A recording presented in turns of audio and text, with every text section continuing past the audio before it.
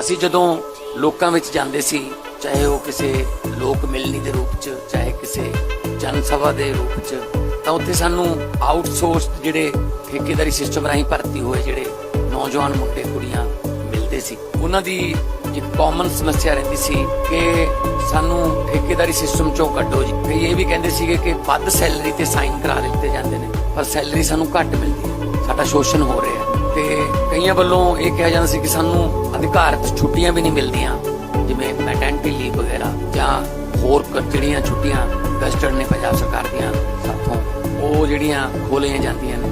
ਤੇ ਸਾਡੇ ਤੋਂ ਕੰਮ ਕਰਾਉਣ ਦੇ ਘੰਟੇ ਵੀ ਜਿਹੜੇ ਨੇ ਉਹ ਵੱਧ ਨੇ। ਸੋ ਸਾਨੂੰ ਠੇਕੇਦਾਰੀ ਸਿਸਟਮ ਚੋਂ ਕੱਢੋ। ਤੇ ਪੰਜਾਬ ਸਰਕਾਰ ਨੇ ਅੱਜ ਇੱਕ ਇਤਿਹਾਸਕ ਫੈਸਲਾ ਕੀਤਾ ਕਿ ਅਸੀਂ ਪੰਜਾਬ ਦੇ ਵਿੱਚੋਂ ਇਹ ਠੇਕੇਦਾਰੀ ਪ੍ਰਥਾ ਜਿਹੜੀ ਹੈ ਇਹ ਖਤਮ ਕਰਨ ਲੱਗੇ।